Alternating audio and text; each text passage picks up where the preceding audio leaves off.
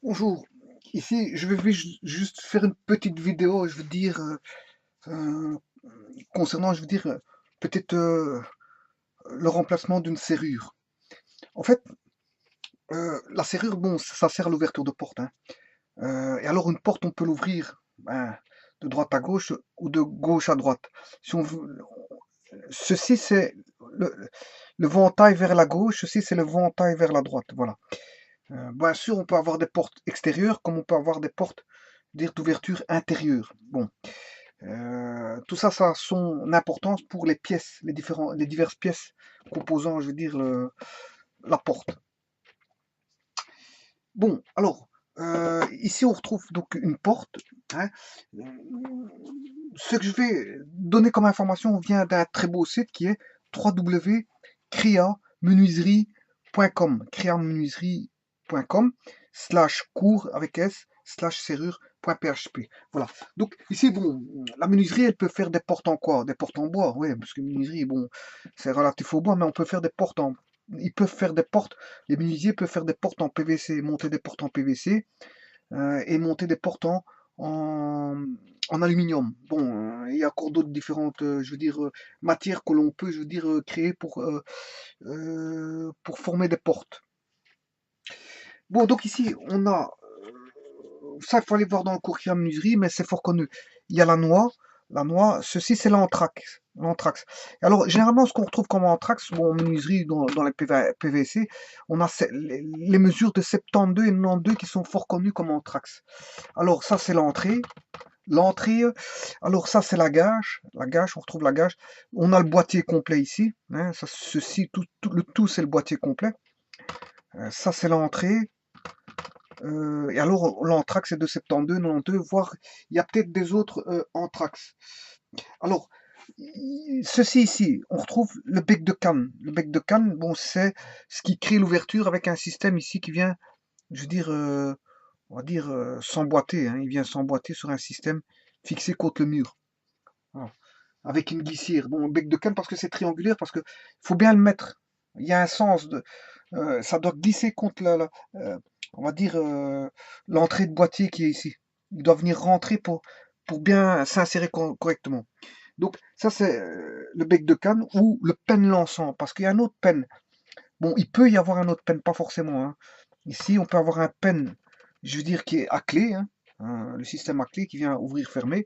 Mais ça, c'est pas le penne lançant, mais c'est le penne dormant, parce que bon, on n'utilise que pour venir fermer ou ouvrir une porte à clé. Voilà, donc on a la têtière qui est ici, en fait, tout ceci, c'est la têtière. La noix qui a un certain diamètre, hein, c'est là où vient l'axe de la poignée de la serrure, hein. On a la poignée qui vient se loger dans la noix. Voilà. Donc on a dit qu'on a le boîtier complet. On a la gage qui est ici, la gage. Voilà, voilà, je crois que j'ai un peu tout dit. Euh, le boîtier, la tétée, le penne dormant, la gâche, voilà, le bec de canne. Voilà. Donc, tout ça, il faut aller voir dans le très beau site de creamenuiserie.com, cours serrure.php. Attention que serrure, c'est avec un S. Voilà. Mais j'ai autre chose à dire. J'ai autre chose à dire. Bon. euh, voilà. Par exemple, si je veux remplacer, je veux dire, un boîtier encastrable dans une porte PVC, je veux dire, qui est de couleur jaune, bichromate. Le bichromate, c'est du jaune, hein, c'est un aspect jaunâtre. Bon, bichromate, bon, on sait bien que c'est nocif et polluant pour l'atmosphère et pour les êtres humains. Donc, on a remplacé ça par de l'acier, je crois, zingué, hein. Donc, qui est plutôt gris, l'acier zingué. Ouais, les couleurs, la colorimétrie dépend des agents chimiques en présence, hein. C'est la chimie donne la couleur des composants, hein. Je veux dire, bon, voilà. Hein, pourquoi on a du jaune, pourquoi on a du rouge. On retrouve même ça dans les peintures. Dans les peintures, il y a des roches, hein, qui représentent certaines composés chimiques et qui donnent, je veux dire, les couleurs de peinture. Voilà. Là, il faut savoir que le jeu des couleurs est donné par, je veux dire, les composants chimiques en présence. Voilà. Moi, ce que je voulais vous dire, c'est donc euh, en PVC, si on doit remplacer, par exemple, sur une porte PVC, je veux dire, une serrure comme celle-ci, oui, les serrures, il y a les marques KFV, hein, il faut aller voir, je veux dire, il y a soit les marques KFV, hein, qui ont des, je veux dire, des serrures bien standardisées, ou encore il existe, je veux dire, les serrures GU, peut-être un peu plus spécifiques, voilà. Mais ce que je voulais vous dire, c'est que ici, hein, euh, il peut avoir une certaine longueur qui fait toute la porte, hein. Oui. Donc la serrure, je veux dire, elle peut être commandée à partir d'ici, vers le haut et vers le bas. À partir de ce point-ci, on peut commander donc via la poignée de porte et donc la fermeture au niveau du barillet. On peut commander, je veux dire, les deux bouts de la porte, aussi bien le bout supérieur que le bout inférieur, via, bien sûr, comment est-ce qu'on appelle ça, des rajoutes, hein, des rajoutes, hein, euh, des rajoutes de, je veux dire, comment, de profilés. Hein, on met deux profilés, on sait commander un point haut et un point bas, de manière à, je veux dire, venir verrouiller au-dessus et en bas. Voilà, c'est ça que je veux dire. Voilà. Donc, combien de points de verrouillage qu'on aurait? Ben, on en aurait plusieurs. Hein. Hein, je veux dire, on aurait, ici avec le bec de canne, ça fait un verrouillage, je veux dire, avec le pen dormant, ça fait deux, et plusieurs verrouillages, je veux dire, vers le haut et vers le bas, je veux dire, qui viendraient s'insérer ou décrocher ou s'accrocher contre un mécanisme, je veux dire, plus éloigné. Et ceci en jouant avec des barres qui viennent, voilà. Bon, alors moi ce que je veux vous dire, c'est la chose à ne pas faire. Il y a quelque chose à ne pas faire dans tout ça. Parce que je l'ai fait. Et je vais vous le dire qu'est-ce qu'il ne faut pas faire. En fait, voici un barillet. Le barillet. Donc ici, il faut prendre, si on doit acheter tout le système, ça coûte cher. Hein. Il faut acheter, mesurer toute la longueur, voir les systèmes d'anthrax et la mesure de la cote qu'on a, je veux dire, voilà, de l'entrée. Hein, de l'entrée. L'entrée, c'est tout ça. C'est l'anthrax qu'on a ici. Voilà, voilà. Plus les mesures de ceci, c'est fort important. Voilà. Et normalement, en KFV, ils font des serrures, je veux dire, standardisées. Mais ce qu'il ne faut pas faire, en fait, c'est de remplacer tout le système alors qu'on sait remplacer le barillet. Hein. Si c'est le barillet qui ne fonctionne plus, autant remplacer le barillet. Voilà, ici. Donc, ici, j'ai pas dû remplacer, je veux dire, tout le système, mais j'ai dû remplacer juste le barillet. Voilà. Mais la chose qu'il ne faut pas faire, c'est ceci. Je vais vous montrer. Donc, vous voyez la marque ici, hein, c'est de la marque Abu. J'avais une vis, voilà. Quand on met la vis ici, je visse avec un tournevis en croix. Ouais, les outils qu'il faut pour tout ça, ce sont des tournevis, hein, un tournevis en croix. Et il faut se munir de tournevis en croix et de tournevis plat. Mais d'aussi d'une scie, je vais expliquer justement pourquoi.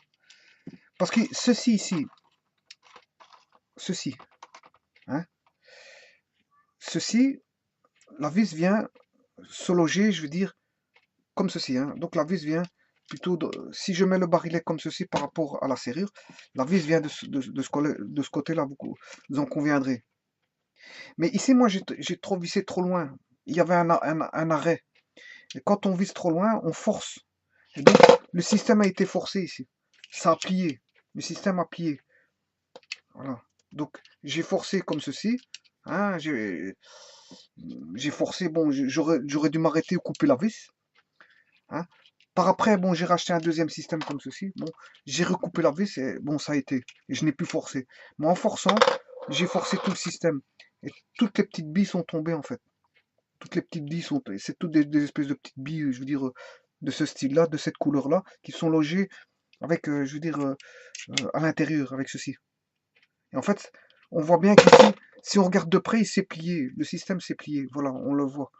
Le système s'est plié. Puisque j'ai forcé ici. Et donc tout a cassé à l'intérieur. Voilà, je me suis retrouvé avec un barillet cassé. C'est désagrégé. Voilà. Et on retrouvait des espèces de petites billes comme ceci. Là. Voilà, je sais pas si on voit. Voilà. Voilà, toutes les petites billes se sont cassées. Elles se sont même perdues parce que je ne sais pas où elles étaient. Et en fait, le système, le mécanisme a cassé. Donc voilà. Donc c'est ce que je voulais dire, c'est que bon, en faisant ça, bon, on force et en fait, ça finit par casser à l'intérieur, ça plie et ça casse. Je sais pas si on voit la pliure, voilà. Voilà. Sachez que ça casse vite, hein. Je veux dire, il suffit de plier ceci, on peut le casser fameusement. Déjà rien qu'en vissant, et c'est plié, hein. Il peut se casser ici parce que c'est fragile. C'est fort fragile ici, en fait. Voilà. Enfin, la sécurité de ceci, bien sûr, c'est une sécurité de niveau 6, hein. Si je veux une sécurité plus importante, je dois mettre plus de moyens. Plus on veut une sécurité importante, plus il faudra mettre. Voilà. C'est le niveau de sécurité, plus on va vers le 10, plus c'est sécurisé. Voilà. Donc ici, c'est un bête. Bon, c'est un 6, 1.6.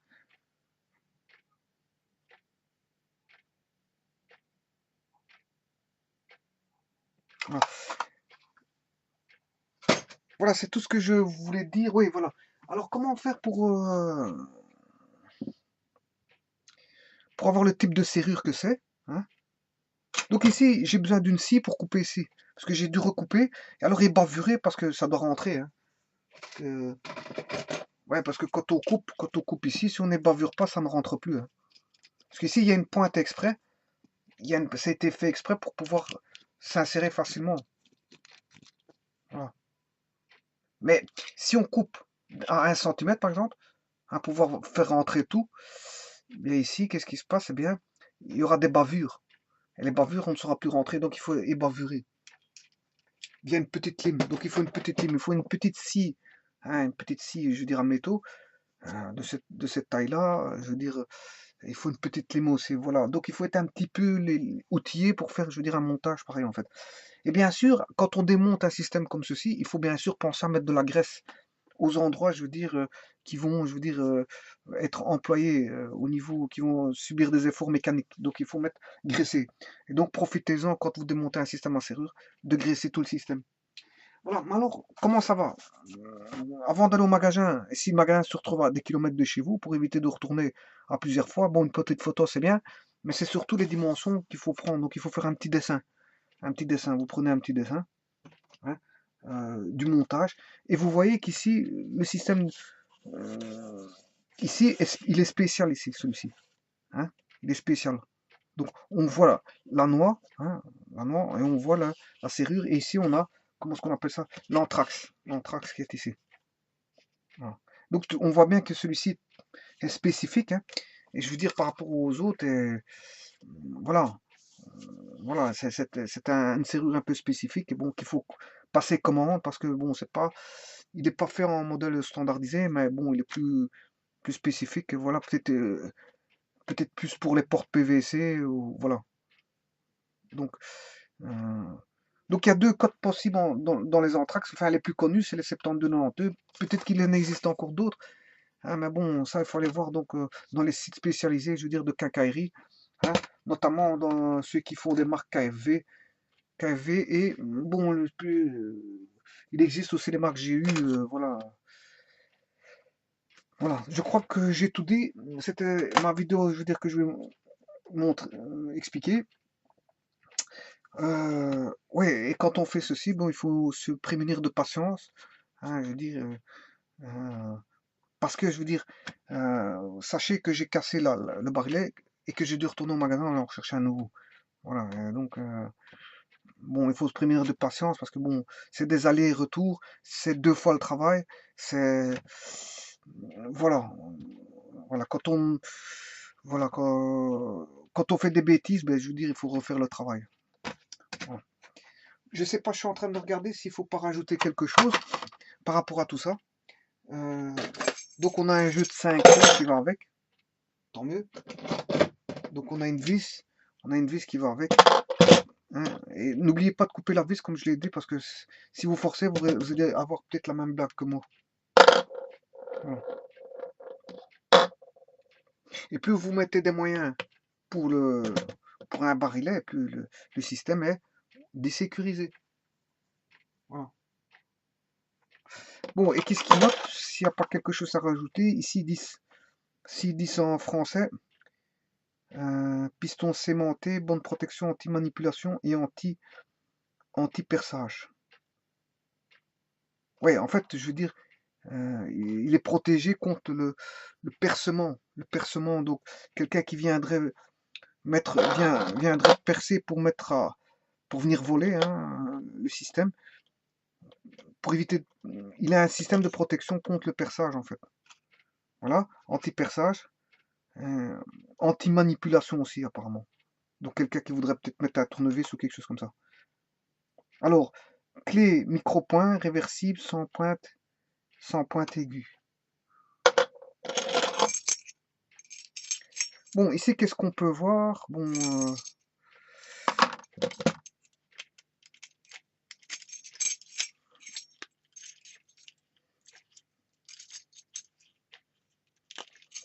qu'est-ce qu'on remarque ici? La clé, sa pointe, son marquage est des deux côtés, hein. Son marquage, donc on peut l'insérer comme ceci. Il y a deux manières d'insertion. Il y a deux manières d'insertion. Si je le rentre comme ceci, il est reconnu. Si je le rentre comme ceci, il est reconnu. Voilà. Donc, il est reconnu par ici, par ici. Sachez que bon, une clé, si on fait pas, si elle n'est pas utilisée sur 360 degrés, on peut marquer une clé d'une certaine façon ici et mettre deux clés sur une, hein. Voilà. Ici, je peux avoir une partie de clé et une deuxième partie de clé pour autant que je veux dire, si on ne tourne pas à 360, hein, si je tourne jusque 90, hein, à 90 degrés, je peux utiliser un type de clé ici. Et sur la même clé, si j'ai un deuxième type de clé ici, hein, je peux l'insérer pour tourner, je veux dire, pour l'insérer et pour tourner, je veux dire, pour un autre barillet. Ouais, là, il faudrait deux barillets, hein, pour l'usage de deux barillets. Voilà, comme ceci. Un barillet qui va servir avec cette clé-là, hein, mais pour autant que je tourne pas en 90, voilà. Par exemple, une voiture, hein, c'est le cas d'une voiture, je tourne en 90, voilà. Voilà, ici je tourne en 90, je peux démarrer par exemple la voiture numéro 1, toujours avec cette même clé-là, hein. Cette fois-ci, j'utilise l'autre partie, je tourne en 90 et je peux démarrer cette voiture-là. Donc en fait, avec 90 degrés, je peux commander, je veux dire, deux véhicules avec la même clé. Pour autant que, je veux dire, la rotation ne se fasse pas. Généralement, les voitures, on ne tourne pas à 360, hein, pour démarrer. Voilà. Par contre, ici, est-ce que je peux faire... faudrait voir le système. Ici, j'ai pas fait attention. Si je tourne à 90, toi. Et ici, le mécanisme ici, c'est tout simplement que quand on bloque, en fait, comme je n'ai pas de gâche ici, moi, dans ma serrure à moi, je n'avais pas de gâche de peine dormante, je n'avais pas de peine dormante, donc je commande simplement un bec de canne, et je ne commande pas, je veux dire, puisqu'il n'y avait pas de système ici de- je n'ai pas de peine dormante. Je n'ai pas de peine dormante, donc je n'avais pas d'ouverture ici. Donc je commande uniquement ça et deux ouvertures qui sont plus éloignées. Deux ouvertures qui sont plus éloignées. Donc à ce moment-là, la poignée doit jouer son jeu. Il faut verrouiller vers le haut, avoir une commande de la poignée vers le haut. À ce moment-là, on ferme la porte et à ce moment-là, le système est bloqué. Donc la peine, le bec de canne ici, est bloqué pour autant qu'on a fait la manœuvre. Donc aller vers le haut avec la poignée, fermer, on peut revenir et là, on verra que le système sera bloqué.